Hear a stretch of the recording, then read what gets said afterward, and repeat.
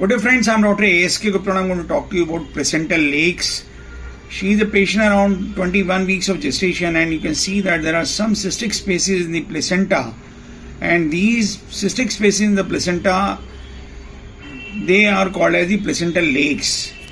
You can see that there are more of them, and sometimes these cystic spaces can be multiple and scattered all through the placenta, and they are generally associated with a thick placenta. Here you can see that the placental thickness at 21 weeks of gestation is more than 30 millimeters. Usually the placental thickness should be around 20 millimeters at this gestational age.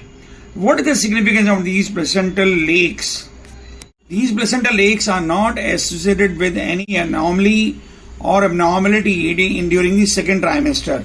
But in case the placental lakes are present during the first trimester, they are associated with the adverse fetal outcome.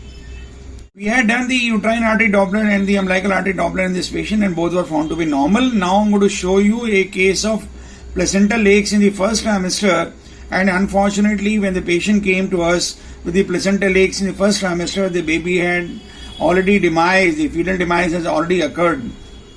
Here this is the first trimester pregnancy which is associated with the placental lakes, and this fetus has already demised. There is no color uptake in the fetus and there is no cardiac activity. Here you can see that this is the placenta in which you find there are multiple lakes in the placenta, and this placenta is a pretty thick placenta for this gestational age. And as I said, that the placental lakes in the first trimester of pregnancy may have a differential diagnosis of molar pregnancy, and they are associated with the adverse pregnancy outcome, and this fetus has already expired. Here you find that the placental thickness is around 20 millimeters, while at this gestation of about 12 weeks, we find that the placental thickness should not be more than 10 to 11 millimeters.